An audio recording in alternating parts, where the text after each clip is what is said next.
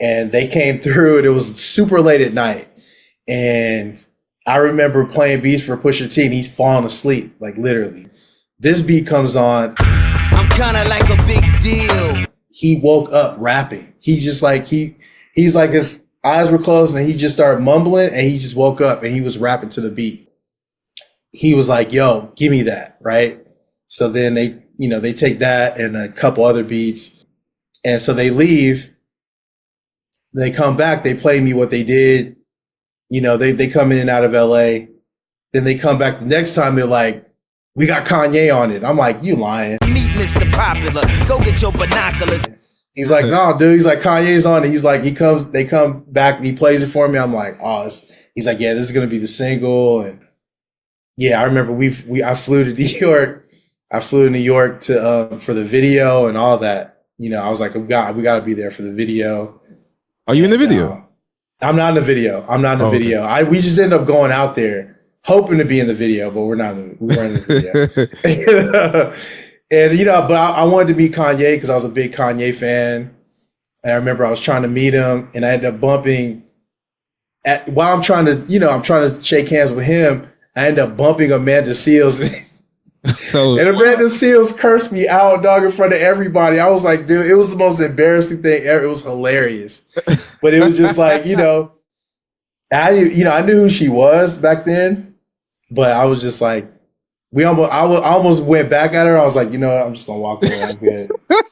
let me not do that. But it was funny. I did bump into her. And shout out to Injeti, another person I collaborated with on that. He's playing everything on that. Like, we were just vibing out. We were just literally like, okay, let's build a sample.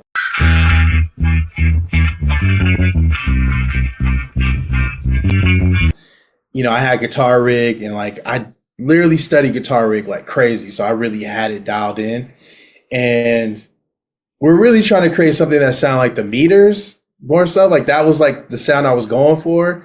Ended up being more rock than that, but that was kind of like the inspiration. And like, so Chin he's just really good at playing parts. Like he's really, really good. So he just started playing and Chin's just playing like these bends, but it sounds like somebody screaming.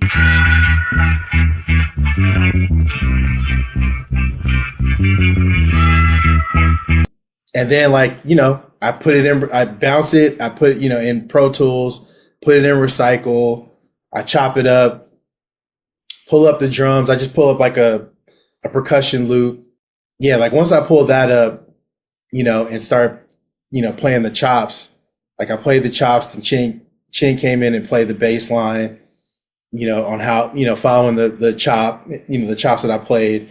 And then we just did that. I added the kick and snare on top of it.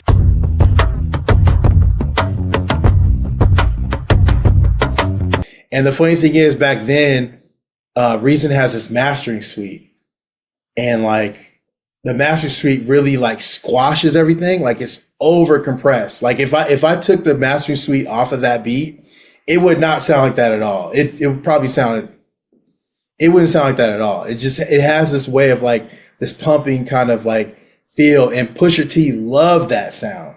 It's kind of like what Madlib does. Like, you have that compression, that kind of like when the drums hit, it's got that like pumping kind of like if the beat feels like it's overly compressed. And so I was doing that over a lot of beats at that point.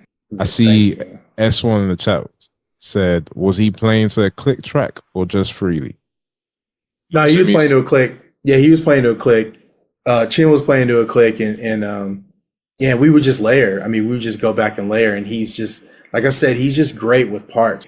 Another thing is, I ended up working with Mike Dean because Mike Dean originally mixed the first version of it that we didn't keep. But I spent like 3 days with Mike Dean mixing with him in Houston, and that was pretty crazy. Just working with him. Pusha didn't really like the mixes. We ended up just using damn near a 2-track. Jason Schweitzer ended up mixing it, but it was pretty much a 2-track at that point.